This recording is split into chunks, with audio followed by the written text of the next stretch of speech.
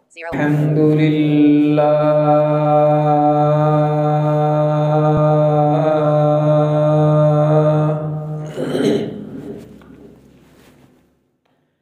الحمد لله نحمده ونستعينه ونستغفره ونؤمن به ونتوكل عليه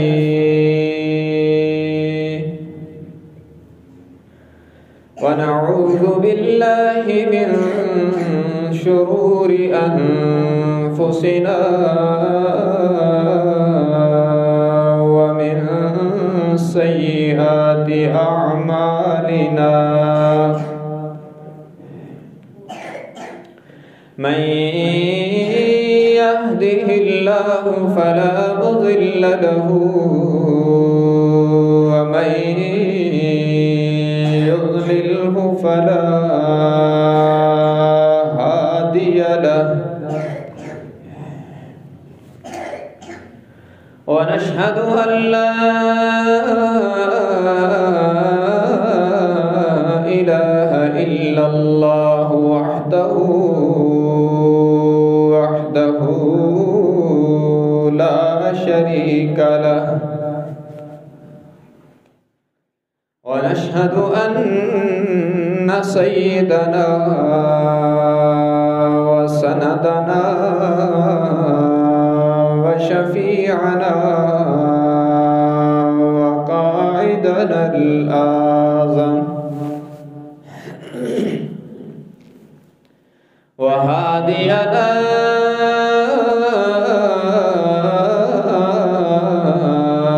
ومرشدنا ومأوانا وملجأنا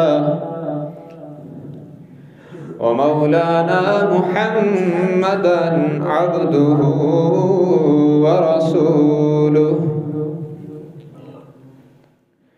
أرسله بالحق بشيرا ونذيرا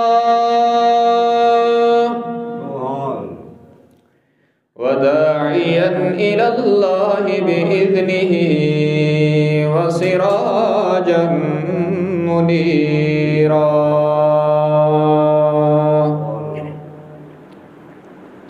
وصلى الله تعالى عليه وعلى آله وأصحابه وبارك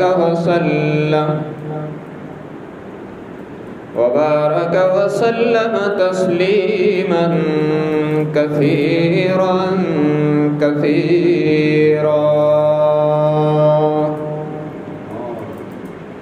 أما بعد فأعوذ بالله من الشيطان الرجيم بسم الله الرحمن الرحيم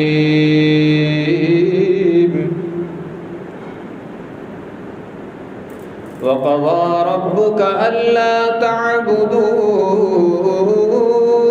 إلا إياه وبالوالدين إحسانا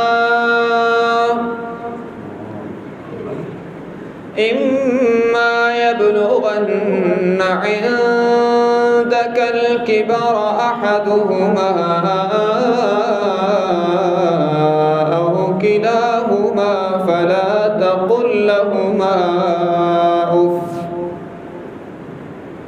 فلا تقل لهما أف ولا تنهرهما وقل لهما قولا كريما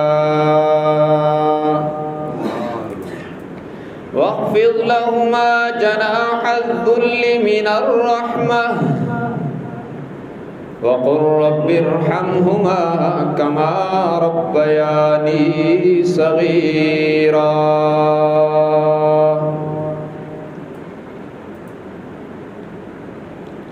وقال الله تبارك وتعالى في كلام المقدس على مقام آخر ووصينا الإنسان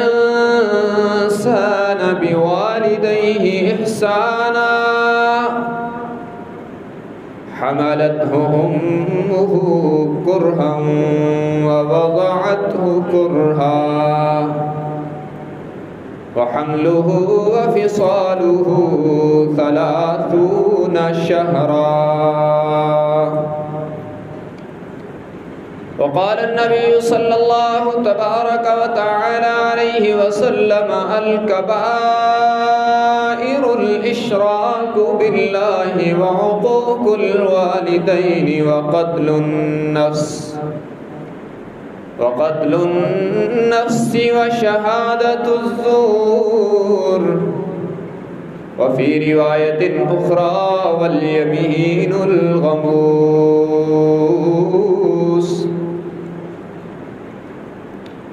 أو كما قال النبي صلى الله تبارك وتعالى عليه وسلم: صدق الله وصدق رسوله النبي الأمي الهاشمي الأمين الكريم، ونحن على ذلك لمن الشاهدين والشاكرين، والحمد لله رب العالمين. إن الله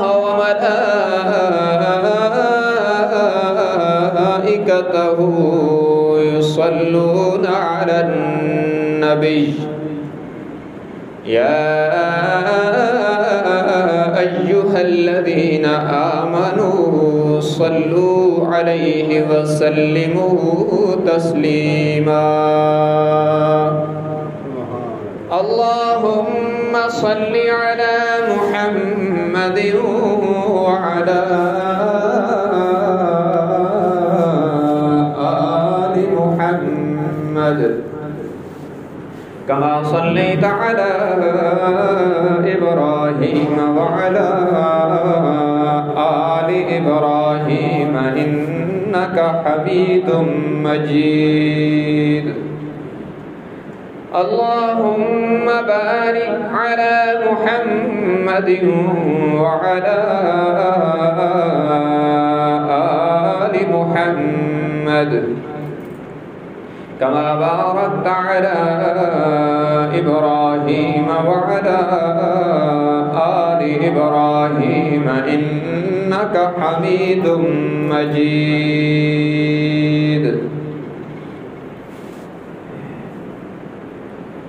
حاضرین گرامی قدر،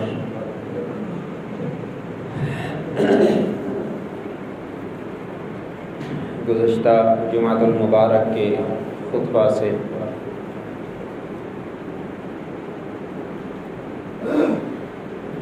عظمت والدین کے عنوان پر گفتگو جاری ہے۔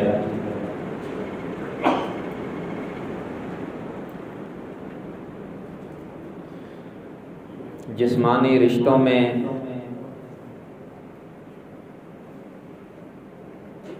انسان کا سب سے مضبوط ترین اور مقدس ترین رشتہ والدین کے ساتھ ہے۔ اس لیے شریعت میں اس کی اہمیت کو اجاگر کیا گیا۔ والدین کی عظمت کو اللہ اور اللہ کے رسول صلی اللہ علیہ وسلم نے اپنے فرامین میں واضح کیا، اور جناب نبی مکرم صلی اللہ علیہ وسلم نے اپنے فرمان و عمل سے امت کو بتلایا کہ اولاد کا والدین کے ساتھ سب سے مضبوط ترین اور سب سے اہم ترین رشتہ ہے، جسے محبت، شفقت اور ادب سے آراستہ رہنا چاہیے۔ جب بھی اس رشتے میں بے ادبی اور نافرمانی آئے گی تو بے ادبی اور نافرمانی کا مرتکب اللہ کی نظروں سے گر جائے گا۔ گزشتہ جمعۃ المبارک کے خطبہ میں سورہ بنی اسرائیل کے تیسرے رکوع کی ابتدائی آیات پر گفتگو کی گئی تھی کہ رب العالمین نے والدین کے ساتھ حسن سلوک اور ان کا ادب بجا لانے کا حکم کیسے بہترین اور انتہائی نازک ترین انداز میں دیا کہ انہیں اف تک کہنے سے منع فرما دیا۔ آج بھی اسی عنوان کو کچھ آگے لے چلیں گے۔ قرآن کریم کی ایک اور آیت اور جناب نبی مکرم صلی اللہ علیہ وسلم کے ایک فرمان پر گفتگو کریں گے۔ یہ 26واں پارہ ہے اور 26ویں پارے کا پہلا رکوع جب ختم ہوتا ہے، دوسرے رکوع کا آغاز ہوتا ہے، تو وہاں پہ رب العالمین نے خود حکم فرمایا اور حکم بھی بڑے شاہی انداز سے دیا۔ کہیں تو یہ حکم ہوتا ہے نا، رب العالمین فرماتے ہیں کہ میں نے حکم دیا، قلت میں نے کہا، امرت مجھے حکم دیا گیا، میں نے حکم دیا۔ اس قسم کے الفاظ کے ساتھ اللہ کے 20 فرامین موجود ہیں اور وہ بھی اہم ترین ہیں، لیکن جب رب العالمین کہیں فرماتے ہیں نا ہم نے یہ کہا، تو اس میں اہمیت اس لحاظ سے زیادہ ہوتی ہے کہ یہ شاہی فرمان کے انداز میں اس کو تعبیر کیا گیا اور پسے پردہ الفاظ کے اندر یہ معنی شامل کر دیا گیا کہ یہ حکم اتنا اہم ہے کہ اگر کوئی اس کے خلاف کرے گا تو پھر ہمارے انتقام کے لیے تیار رہے۔ یہ اس طرز کا آرڈر ہے۔ فرمایا وَوَصَّيْنَا الْإِنسَانَ بِوَالِدَيْهِ إِحْسَانًا،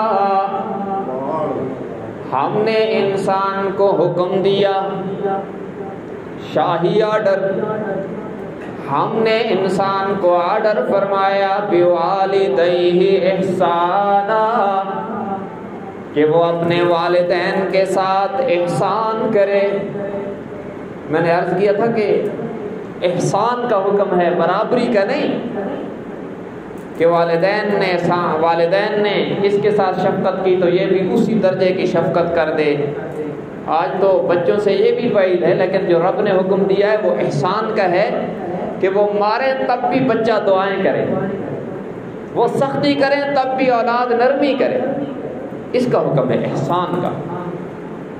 اور پھر بطور خاص اللہ نے ماں کو ذکر کیا آگے، پہلے عام حکم فرمایا کہ والدین کے ساتھ، ماں کے ساتھ، باپ کے ساتھ، دونوں کے ساتھ حسن سلوک کرنا ہے، اور پھر ماں کی مشقت کو تعبیر کر کے انسان کو جھنجھوڑا کہ جس نے ان مشقتوں میں تجھے پالا ہے اس کا بطور خاص خیال کرنا ہے۔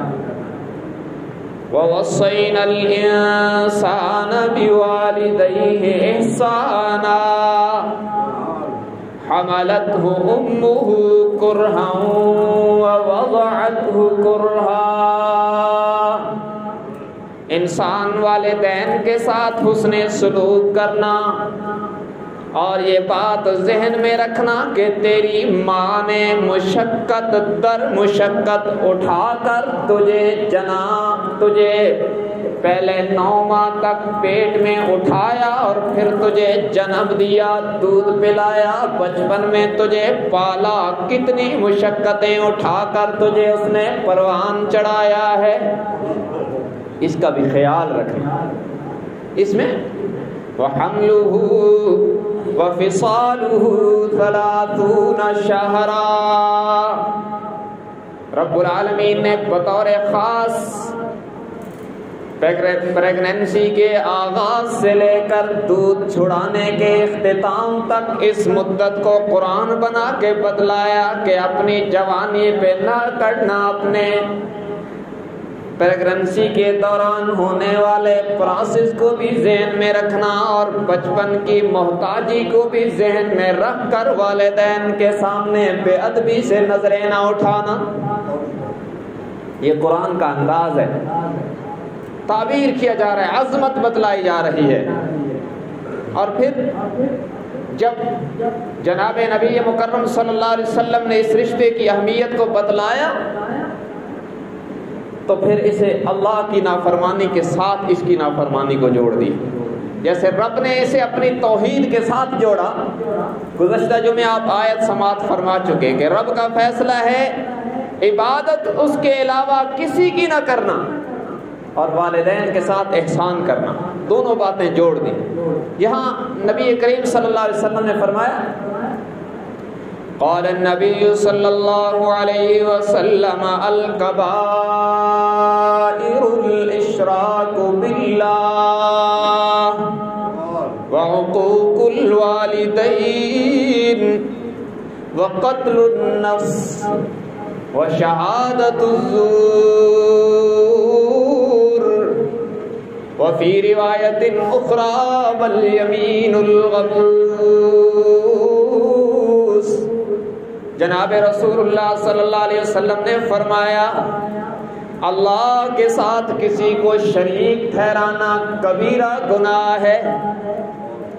اگر اس فعل بد کا ارتکاب کسی نے کیا اور موت سے پہلے سے توبہ نہ کی تو جنت میں کبھی نہیں جائے گا. انہ من یشرک باللہ فقد حرم اللہ علیہ الجنہ. یہ رب کا فیصلہ ہے کہ جو شخص شرک کرتا رہا اور اسی شرک پر اسے موت آ گئی اللہ نے اس پر جنت حرام کر دی ہے. وَمَأْوَاهُ النَّارُ، اس کا ٹھکانہ جہنم ہوگا. وَمَا لِلظَّالِمِينَ مِنْ أَنصَارٍ، اور شرک کرنے والا ظالم ہے اور ظالموں کا کوئی مددگار نہیں ہوگا. اشارہ اس بات کی طرف کہ جب قیامت کے دن بڑے بڑے گناہ کرنے والے اللہ کے نبی کی سفارش سے بخشے جائیں گے، مشرک کو شفاعت نبی کا بھی فائدہ نہیں ہوگا. اس لیے کہ من ذا الذی یشفع عندہ الا باذنہ، سفارش اسی کے لیے ہوگی جس کے لیے اللہ اجازت عطا فرمائیں گے، اور مشرک اس کا اہل نہیں ہوگا. اس لیے شرک سے بچنا بڑا ضروری ہے.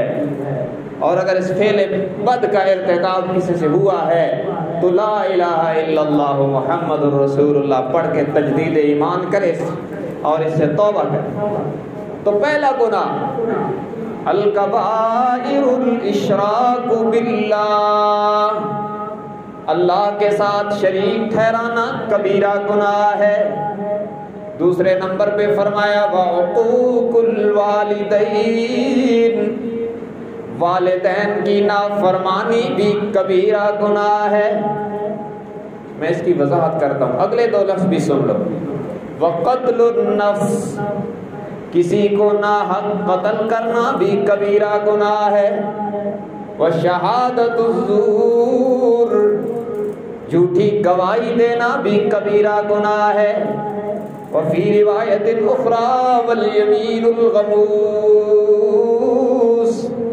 اور جھوٹی قسم اٹھانا بھی کبیرہ گناہ ہے. اور یہ سب اس وقت معاشرے میں ہو رہا ہے. بات بات پہ لوگ بندہ مار دیتے ہیں اور جھوٹی گواہی تو لوگ گناہ نہیں سمجھتے. اللہ کے نبی نے فرمایا جب جھوٹی گواہیاں عام ہو جائیں گی تو اچانک موتیں عام ہو جائیں گی. آج یہ ہو رہا ہے نا، چلتے چلتے بندہ مر جاتا ہے، ہارٹ اٹیک ہوا بندہ مر گیا، یہ ان گناہوں کی سزا ہے۔ جب جھوٹ عام ہوگا، جب فرمایا جب قوم میں بد کرداری عام ہو جائے گی تو بیماریاں عام ہو جائیں گی، جب ناپ تول میں امت گڑبڑ کرے گی تو اللہ کے نبی نے فرمایا پھر اشیاء مہنگے داموں ملیں گی، مہنگائی عام ہو جائے گی۔ تو آج ہمارے لینے کے پیمانے اور ہیں، دینے کے اور ہیں، تو آئے دن شکوہ ہوتا ہے مہنگائی بڑھ رہی ہے، حکمران یہ آ گیا یہ بڑھا رہا ہے، وہ آ گیا وہ بڑھا رہا ہے۔ اصل میں یہ کہ ہمارے شامت اعمال ہے۔ تو بہرحال اس میں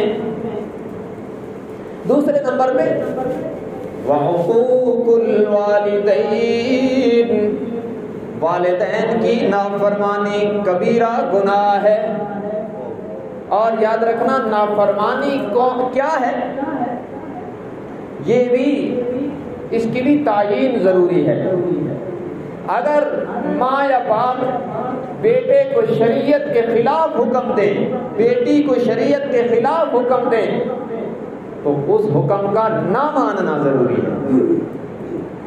ایسا بھی ہوتا ہے، میں نے ان کانوں سے سنا، ابھی اسی رمضان میں نے سنا، آخری روزے کو بیٹا بال کٹوا کے آیا، داڑھی منڈوا کے نہیں آیا۔ ماں نے کہا یہ کیا کیا ہے، داڑھی منڈوا۔ اس نے کہا امی روزہ رکھ کر یہ گناہ نہیں کر سکتی۔ نے کہا یہ کیا بنایا؟ بالآخر بیٹے نے کہا امی چپ کر جا، چاند نظر آئے گا تو کر دوں گا، ابھی نہیں کر سکتی۔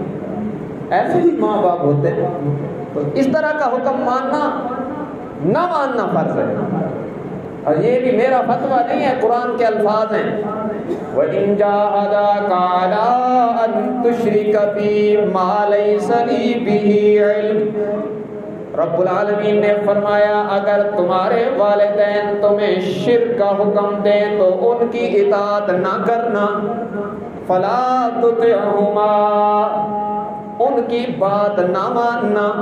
لیکن شبہ ہو سکتا تھا کہ اگر وہ شرک کا حکم دے تو ان کی اطاعت نہیں کرنی تو کیا کرنا ہے، ڈانٹنا ہے؟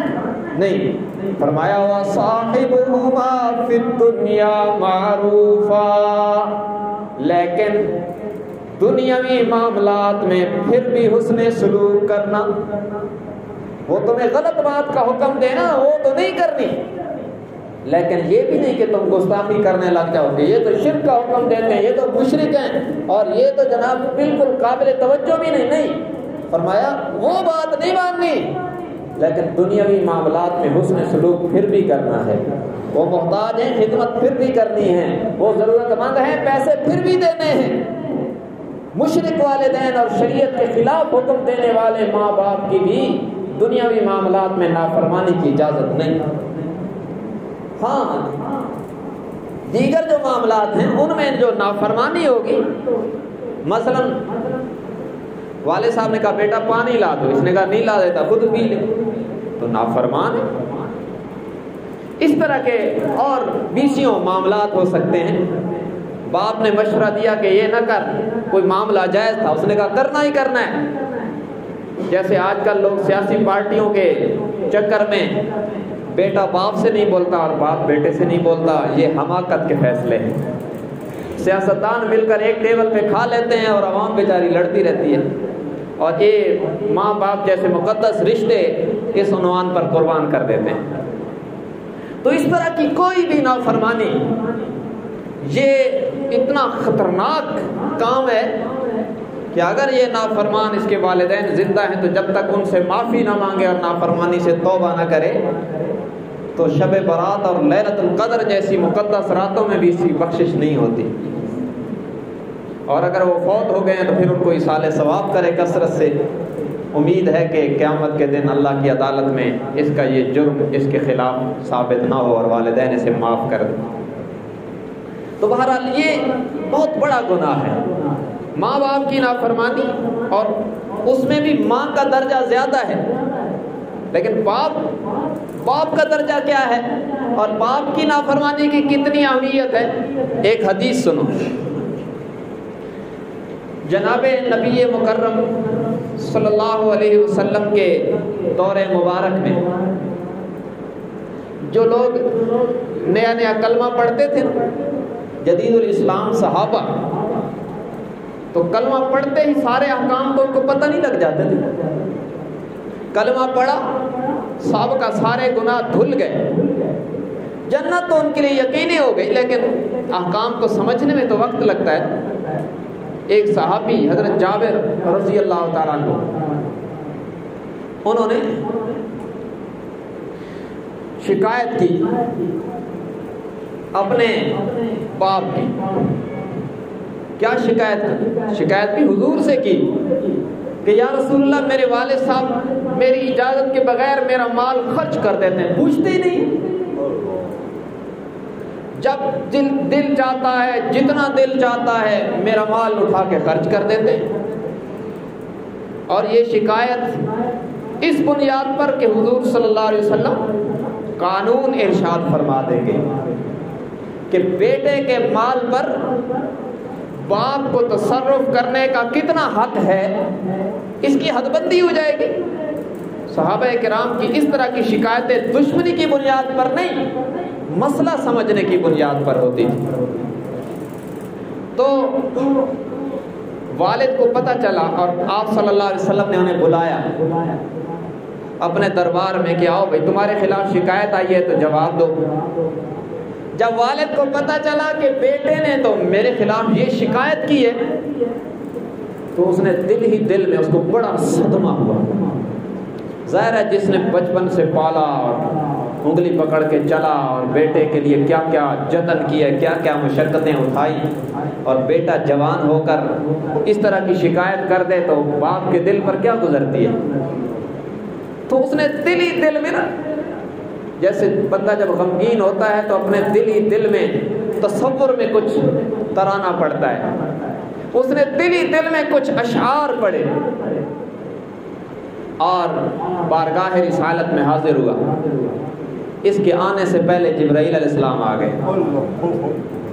اور جبرائیل علیہ السلام نے آ کر حضور صلی اللہ علیہ وسلم سے عرض کی کہ یا رسول اللہ، اس کا فیصلہ بعد میں کرنا۔ اللہ فرما رہے ہیں کہ اس سے کہو تمہارا فیصلہ بعد میں ہوگا جب تمہیں پتہ چلا کہ تمہارے بیٹے نے تمہاری شکایت کی ہے، تو تم نے جو دل میں اشعار کہے ہیں پہلے وہ سناؤ، فرش پہ آپ بھی سنیں، عرش سے میں بھی سنوں۔ تو وہ جب حاضر ہوئے تو نبی علیہ السلام نے فرمایا کہ تمہاری بات ہم سنیں گے، تمہارا فیصلہ ہوگا، لیکن وہ جو تم نے دل میں اشعار کہے ہیں پہلے وہ تو سناؤ۔ تو اس نے عرض کی یا رسول اللہ صلی اللہ علیہ وسلم، اللہ تعالی ہمارے ایمان کو آپ کے اوپر بڑھاتا ہی رہتا ہے، اس لیے کہ یہ اشعار میں نے دل میں کہے، میرے کانوں نے بھی نہیں سنے، مگر اللہ نے آپ کو بتلا دی۔ اللہ نے ہمارا ایمان آپ کے اوپر بڑھا دیا کہ یہ وہ ہستی ہے جن کی عرش معلیٰ سے رہنمائی ہوتی ہے۔ ایسا کلام جو میری زبان پہ نہیں آیا، نبی کو اس کا بھی پتہ چل گیا، اللہ نے جبرائیل بھیج کے بتلا دیا۔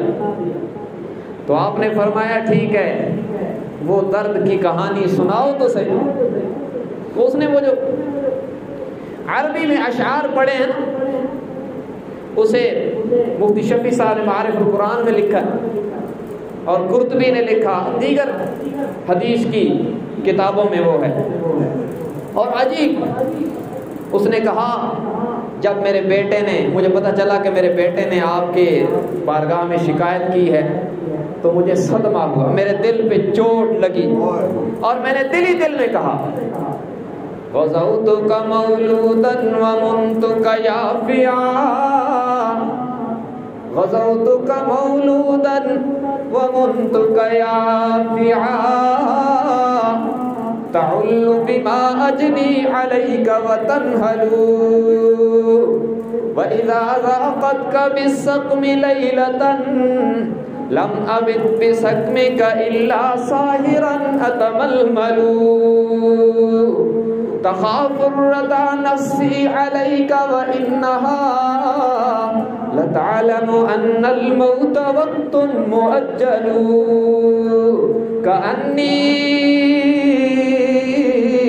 أنا المتروك دونك بالذي تركت به دوني فعيناي تمهل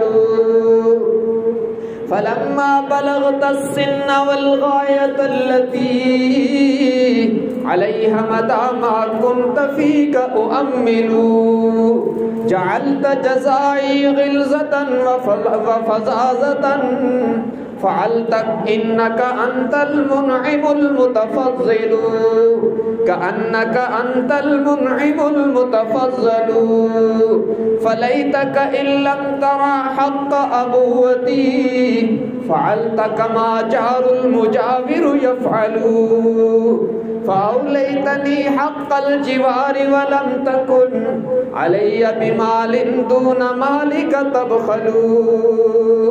یہ ایسے بہترین اور عجیب اشعار کہے ہیں. جب یہ پڑھ رہا تھا میرے آقا کی آنکھیں برس رہی تھی.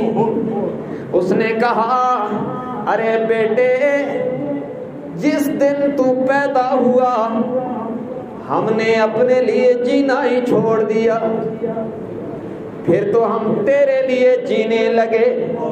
غزوتک مولودا ومنتک یافعا تعل بما اجنی علیک وتنحل. بیٹا تو آج شکایتیں کرتا ہے, جس دن تو پیدا ہوا بس ہم تو تیرے نوکر بن گئے, تیری ماں کی چھاتیاں تجھے غذا دیتی رہی اور میں ہر قسم کی صعوبتیں اٹھا اٹھا کر تجھے پروان چڑھاتا رہا. تجھے یاد ہے کہ نہیں, لیکن ہمیں تو پتہ ہے نا. اذا ذاقتک بالسقم لیلۃ لم ابت بسقمک الا ساہرا اتململ. جب کبھی تو بیمار ہوا تیری بیماری نے ہماری نیندیں اڑا دی. تو تڑپا تو ہم بھی تڑپتے رہے, جب تو رویا تو ہم بھی روتے رہے. تیری بے قراری نے ہمیں بے قرار کر دیا, تیرے رونے نے ہماری کئی راتوں کی نیندیں اڑا دی. تخاف الردا نفسی علیک وانہا لتعلم ان الموت وقت مؤجل. ارے بیٹا تیری بے قراری پر ہم یوں تڑپتے رہے جیسے سانپ کا ڈسا انسان تڑپتا ہے, اور رات کو بار بار تجھے بے قرار دیکھ کے ہمیں خطرہ لگا کہ کہیں مر نہ جائے. حالانکہ یہ بات متعین ہے کہ موت کا وقت اللہ نے متعین کر رکھا ہے, لیکن پھر بھی تیرے مر جانے کے خوف نے ہمیں زندگی میں کئی بار بے قرار کیا. کأنی انا المتروک دونک بالذی ترکت به دونی فعینای تحمل.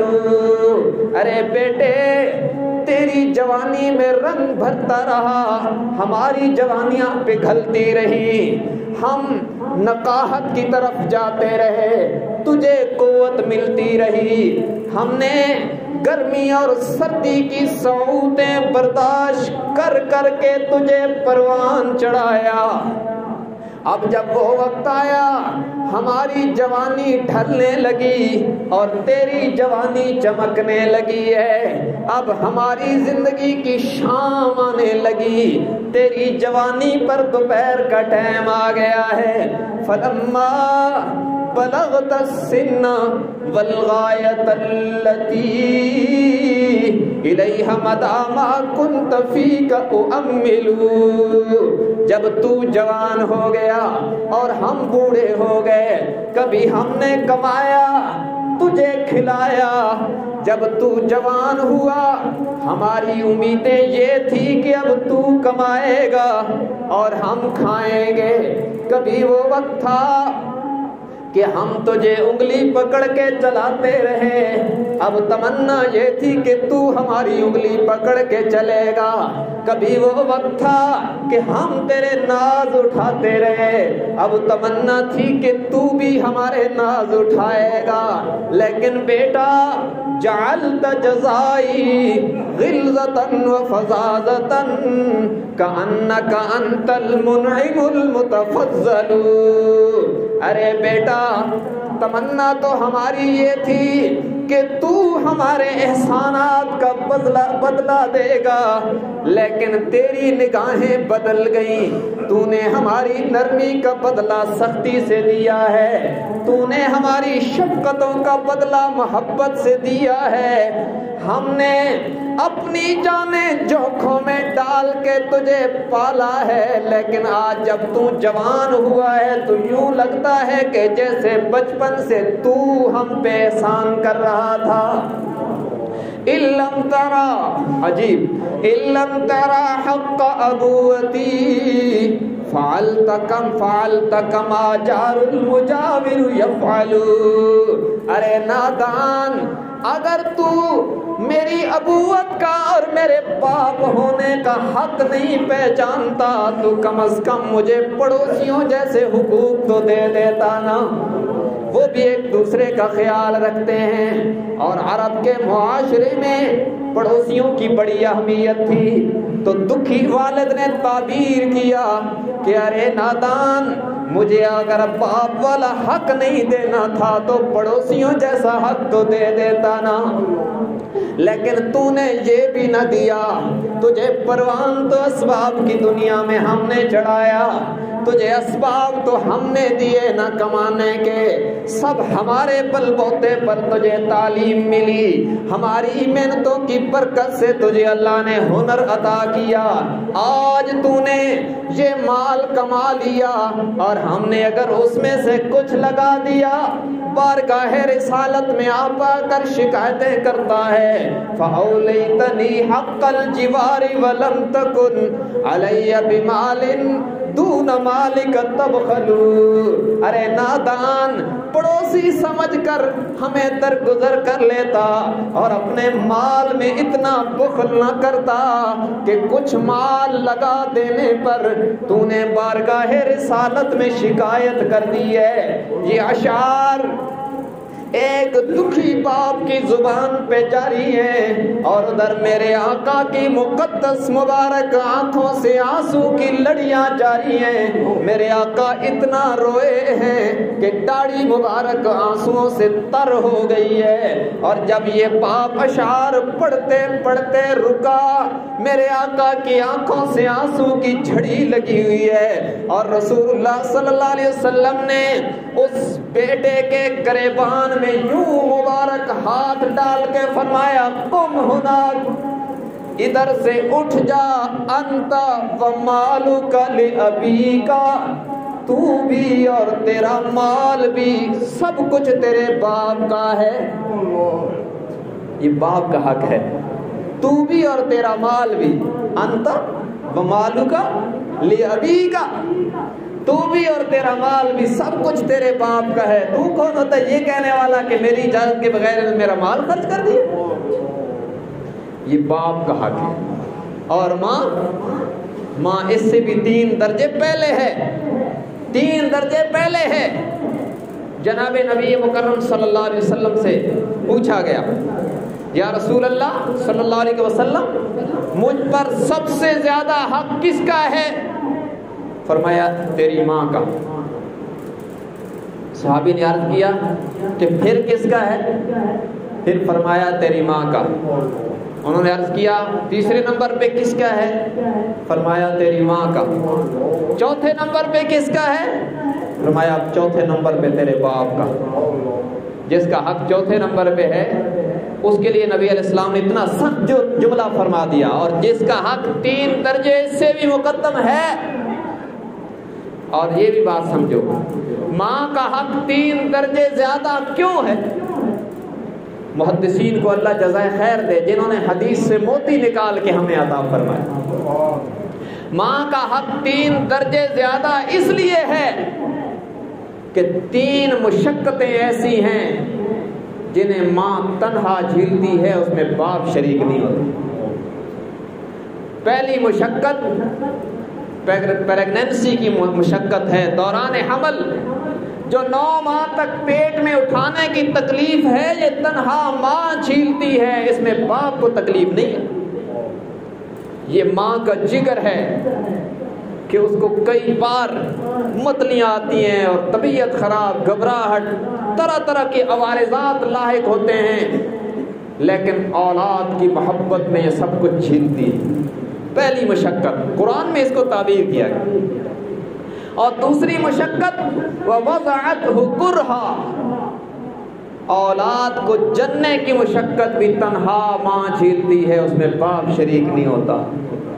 اور اتنی مشقت کہ جہاں یہ موت کے منہ سے واپس آتی ہے، اور اتنی تکلیف ہے کہ ایمان والی عورت کے متعلق اللہ کے نبی نے فرمایا جب اس کے ہاں اولاد کی، بیٹے یا بیٹی کی ولادت ہوتی ہے، اس تکلیف کو جھیلنے کے سبب اللہ اس کے صغیرہ پچھلے تمام گناہوں کو معاف کر دیتا ہے۔ یہ عجیب مشقت ہے اور یہ اسے ہی پتا ہے جس نے یہ جھیلی ہے۔ تو یہ دوسری مشقت ہے۔ اور تیسری مشقت یہ دودھ پلانے کی مشقت ہے۔ آپ نے اولاد والے سب جانتے ہیں، بچے جب چھوٹے ہوتے ہیں، بچیاں بچے، تو وہ ماں کا دودھ لیٹ کر نہیں پی سکتے اور انہیں دودھ کی ضرورت بھی اس وقت زیادہ ہوتی ہے۔ تو جب بچہ روتا ہے رات، تو ماں اٹھ کر اسے دودھ پلاتی ہے۔ یہ نیند خراب کرنا کوئی آسان ہے؟ ہمیں کوئی فون کال ڈسٹرب کر دینا تو ہم فوراً موبائل کو بند کر کے پھینکتے ہیں کہ یہ کہاں سے ڈسٹربنگ آ گئی، اور یہ ایک بار ایسا ہو جائے تو ہمیں غصہ آتا ہے کہ ساری رات کی نیند خراب کر دی جا رہی، بندے نے فون کر کے، پھر نیند ہی نہیں آئی۔ اور جس نے رات میں 10 بار ایسا کرنا ہے، اس کی مشقت کو آپ سمجھ سکتے ہیں؟ بار بار بچہ روئے گا، گھنٹے بعد، آدھے گھنٹے بعد۔ نومولود بچے کو تو بار بار دودھ کی ضرورت ہے، کبھی دودھ کے لیے روئے گا، کبھی پیشاب کر دے گا، روئے گا۔ تو وہ تو 2 سال تک بے چینی اور بے قراری میں ہے، بڑی ٹف قسم کی نوکری میں ہے نا۔ تو یہ دودھ پلانے کی مشقت بھی تنہا ماں جھیلتی ہے، اس میں باپ شریک نہیں ہوتا۔ باپ تو بس اوقات کہتے ہیں کہ جو ہے نا وہ دوسرے کمرے میں سویا کر، رات کو یہ بچہ روتا ہے میری بھی نیند خراب کر دیتا ہے، لیکن ماں تو اس میں شریک ہے اور تڑپ رہی ہے۔ اور اللہ کے نبی نے یہاں بھی عجیب خوشخبری سنائی ہے۔ میں کبھی کبھی سوچتا ہوں کہ اسلام میں عورتوں کا اتنا خیال رکھا گیا کہ طرح موقع موقع پر حضور نے اس کو خوشخبریاں سنائی ہیں۔ ولادت کے اوپر خوشخبری سنا دی، اب دودھ پلانے کے اوپر اللہ کے نبی نے فرمایا جب رات کی تاریکیوں میں بچہ روتا ہے اور ماں بیدار ہو کر اسے دودھ پلاتی ہے نا، ایمان والی عورت، تو فرمایا کہ دودھ کا گھونٹ بچے کے حلق سے بعد میں اترتا ہے، اس سے پہلے اللہ اس کے صغیرہ گناہوں کو دھو دیتا ہے۔ اس کے لیے فضیلتیں بھی ایسی آئی ہیں۔ تو بہرحال یہ جو 3 مشقتیں ہیں یہ تنہا ماں برداشت کرتی ہے، اس میں والد شریک نہیں ہوتا۔ اس لیے اللہ نے ماں کا حق 3 درجے پہلے رکھا اور والد کا حق 4تھے درجے پہ رکھا، لیکن اس 4تھے درجے کے حق والی شخصیت کے سینسٹیو معاملے پر اللہ کے نبی نے یوں فرما دیا کہ بیٹا اس باپ کی شکایت کرتا ہے، اٹھ جا، جب تک باپ سے معافی نہیں ہے یہاں سے بھی معافی نہیں۔ اور اس میں یاد رکھنا یہ بات سمجھنے کی ہے، ماں اور باپ میں حق ماں کا زیادہ ہے، تعظیم باپ کی زیادہ ہے۔ ابن حجر اسقلانی وغیرہ جو بڑے بڑے محدثین ہیں انہوں نے ان روایات میں تطبیق دے کر یہ امت کو فیصلہ بتلایا ہے، حق ماں کا زیادہ ہے، تعظیم باپ کی زیادہ ہے۔ کیا مطلب؟ حق ماں کا زیادہ ہے۔ اگر والد اور والدہ دونوں کو آپ گفٹ کرنا چاہتے ہیں، فرض کے طور پر پیسے گفٹ کرنا چاہتے ہیں عید کے اوپر، تو اگر ماں کو والد کو 1000 دینا ہے نا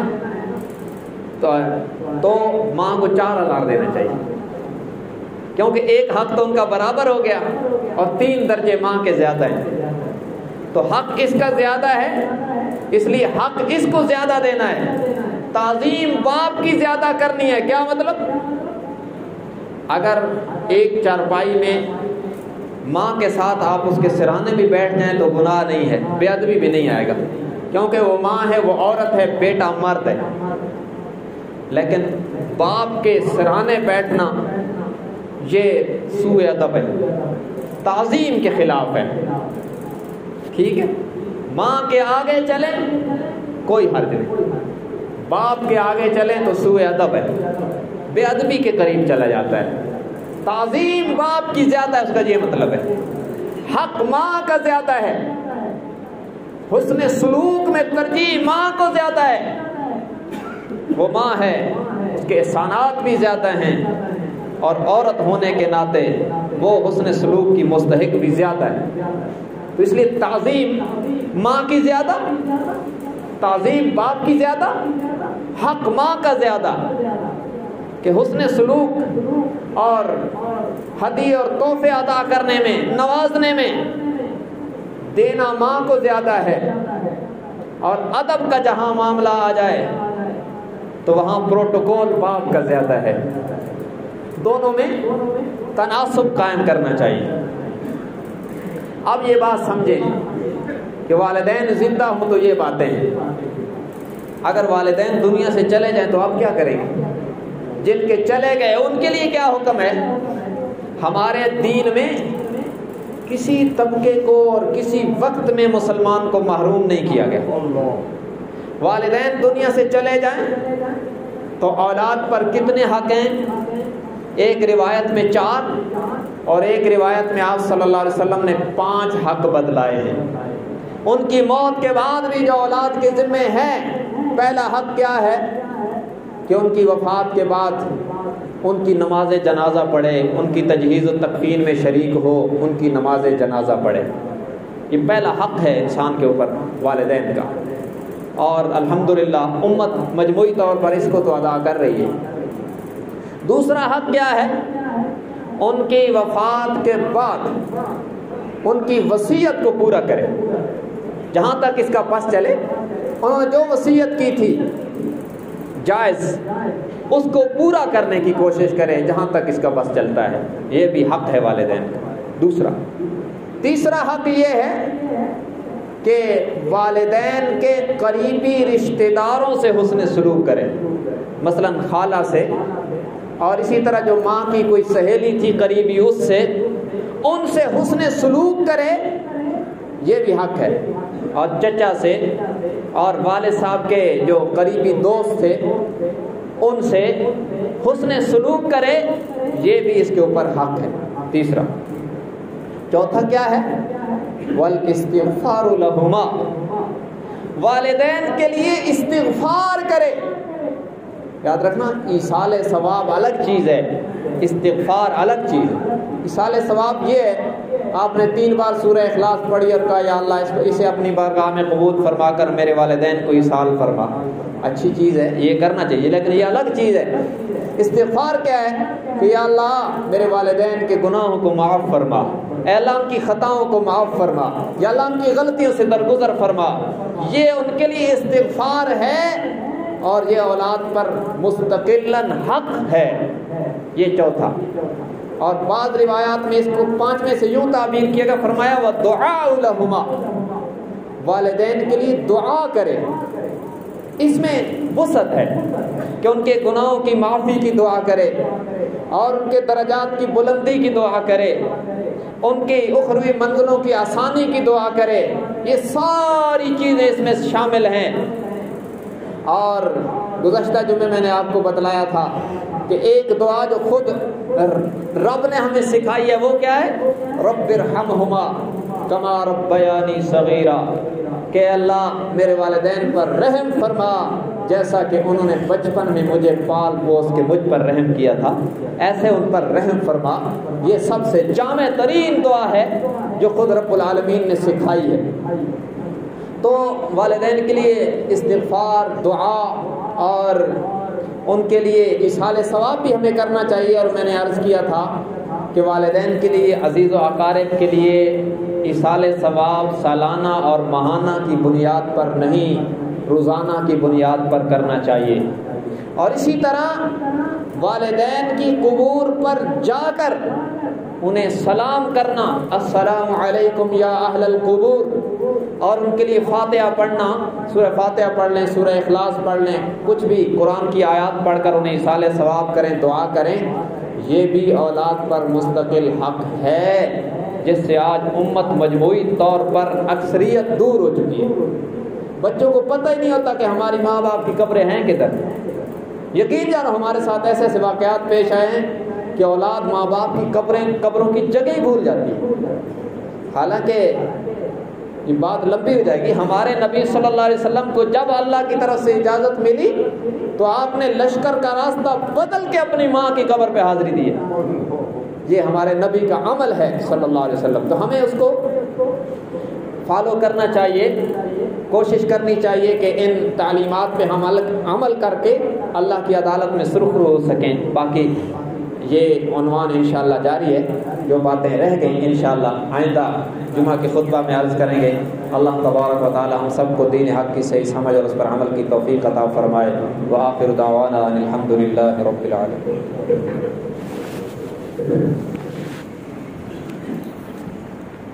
Recorder. Overview button. Double tap to activate. Double tap it.